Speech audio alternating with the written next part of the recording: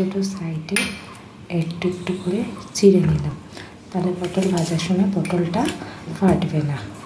মধ্যে এবার হলুদ করে, হলুদের সাথে সাথে এর মধ্যে দিয়ে দেবো স্বাদ মতো একটু নুন দিয়ে সমস্ত ব্যাপারটাকে ভালো করে মেখে নিতে হবে। অনেকে পটল ভাজার সময় পটলটাকে তেলে দেওয়ার পরে হলুদ নুনটা দেয়, কিন্তু ওটা দিলে না অনেক সময় তেলটা না কালো হয়ে যায়, দেখতে অতটা ভালো হয় না গ্রেভির কালারটা।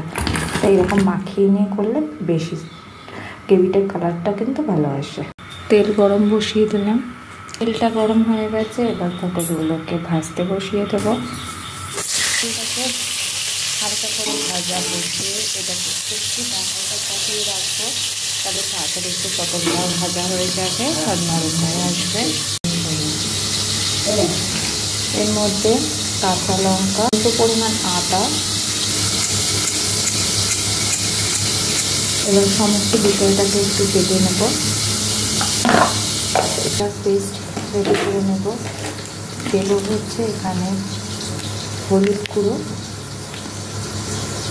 এর মধ্যে টমেটো, একটু পরিমাণে কাশ্মীরি লঙ্কার গুঁড়ো, যেটা আমি কালারের জন্য ইউজ করবো।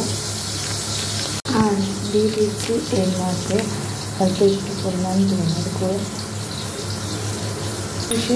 এর মধ্যে দিয়ে দিচ্ছি অল্প একটু পরিমাণে কাশ করা গোলমরিচের গুঁড়ো, অল্প পরিমাণ জল দিয়ে একটা মশলার পেস্ট গুলে রেখে দেবো।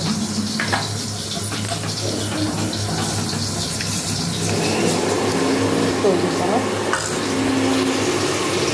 এখানে পটলটা দেখো সুন্দরভাবে কিন্তু একদম ভাজা হয়ে গেছে। এটাকে এবার তুলে রেখে দেবো।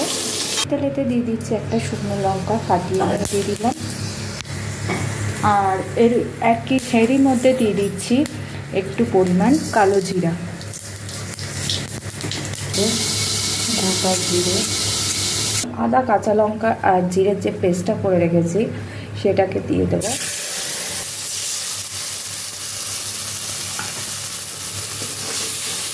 এটাকে একটু ঢাকা দিয়ে কষিয়ে নেব।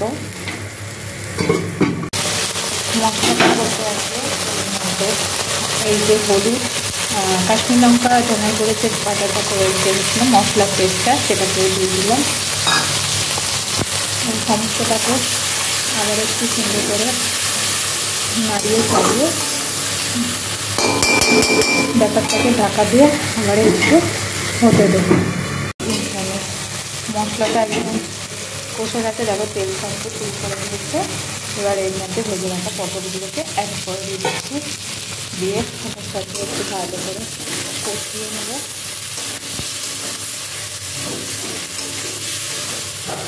আমি দিয়ে দিচ্ছি এবার স্বাদ মতো নুন, দিচ্ছি স্বাদ মতো চিনি, সমস্তটাকে ভালো করে একটু আবার একটু কষিয়ে নিয়ে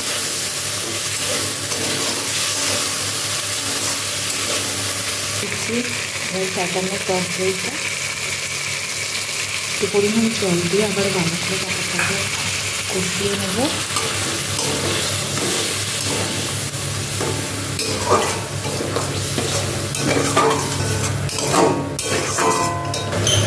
টকদইয়ের সাথে একটু পরিমাণে আর একটু গ্রেভি রাখতে পারে, কোনো পরিমাণে আর একটু জল দিয়ে দিয়ে ব্যাপারটাকে ঢাকা চাপা দিয়ে ফুটতে দেবে।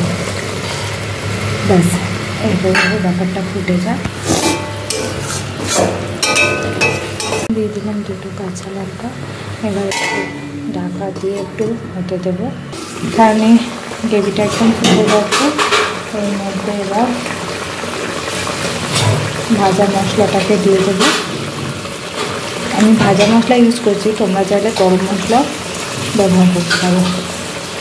আর এর সাথে দিয়ে দিচ্ছি ঘি, বেশ খানিকটা পরিমাণ ঘি দিয়ে গ্যাসের ফ্লেম অফ করে এটাকে ঢাকা চাপা দিয়ে রাখবো।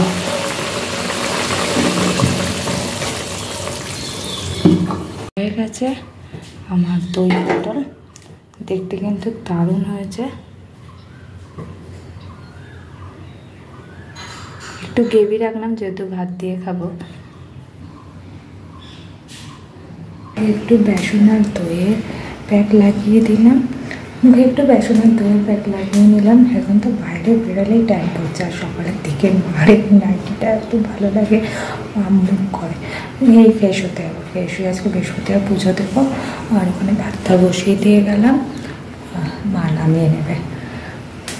আর দইটা মাখলে না বেশ টাইমটা উঠে যায়। এনেছিলাম, দেখি কেটে লাল হয় নাকি, আমি ভালো হবে তরমুজটা।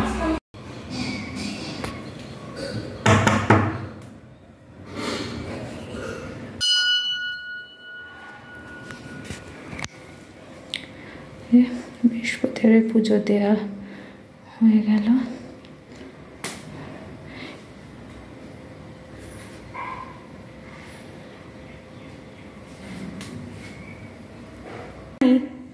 এখানে সমস্ত জামা কাপড়গুলো মাই ধুয়ে মেলে দিল।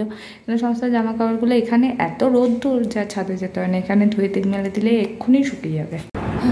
ঠাকুরের প্রসাদ হিসাবে তরমুজ দিয়েছিলাম, তরমুজটা খেলাম। তরমুজটা খেয়েই পেট ভরে গেছে। তরমুজটা অতটা রান্না হলো, খুব একটা মিষ্টি কম না, মিষ্টি ছিল মোটামুটি। আর মাগুলো একটা অন্তত রুটি খাতাই, মানে একটা রুটি আর বেগুন ভাজা আছে বলে রুটি নিয়ে গেছিলাম, নাহলে খেতাম। তরমুজটা খেয়েই পেট ভরে গেছে, তরমুজটা খুব পেট ভালো হয় কিন্তু। আমি রুটিটা খাবো, আর এডিট করা হয়নি, তারপর এডিট করতে আমাদের গাছের ডাবের জল কালকে ডাব পেরে নিয়ে গেছে, তাই মা ওখান থেকে নিয়ে রেখেছিলো ডাবের জল, আমার খাচ্ছে। এখানে মা গোপালকেও ডাবের জল দিয়েছে, ঠান্ডা করো দিয়ে ঢাকা দিয়ে রেখেছে। এই যে রোদ্দুরে মা ফল বাজার নিয়ে এখন এলো। বললাম বিকেলের দিকে যাওয়া, আমাদের এখানে না বিকেলে বাজার বসে না, তাই সকালবেলায় মাকে যেতে বলো। একবারে খাবার দাবার নিয়ে চলে এলাম। মা গরম থেকে এসছে বলে উপরে উঠবে না, একবার নিচেই মা আর আমি খেয়ে নেবো। আরে এত গরমে মনে হচ্ছে একটু অন্ধকার অন্ধকার থাকতেই বেশি লাইট দেখতে পাচ্ছি। আমি বসে মানে দুটো জানলাই অফ করে বসেছিলাম, একটুখানি আলো মানে একটা জানলা অন করে খুলে রেখে একটু বলছিলাম। আর তারপর মা এসে গেছে, কিন্তু জানলাই খুলে দিয়েছে, দিয়ে এখন একটু হাওয়া হাওয়া দিচ্ছে, ওই জন্য জানলাটা খুলে দিয়ে একটু বসে। আর নিচের ঘরটা তো আমাদের জানলাগুলো ছোটো, খুব একটা হাওয়া ঢুকে না, হাওয়াটা কমই আসে। ওপরে ঘরে আবার যখন বড় ঢুকলো হাওয়া দিলে বড় বড় জানলা তো বেশ আসে। আর আজকের মেনুতে তোমরা দেখেছো আমি দই পটল করে পুজো দিতে চলে গেছিলাম, কারণ পুজোর পর বেলা হয়ে গেলে এত কষ্ট হয় না কাপড় পরে। আর এখানে মা উচ্ছে চচ্চড়ি, বেগুন ভাজার ভাত আছে, এই দিয়ে আজকে লাঞ্চ করবো। মা ভাত তোলো, গরমে এত ভাত খাওয়া যায় না, আর মা সেই জোর করে করে বেশি ভাত দেবে। কালকে আম পান্নার শরবত মা আইসক্রিম করেছিলাম, সেটা মা আজকে তুললাম, বেশ ভালোই হয়েছে কিন্তু খেতে।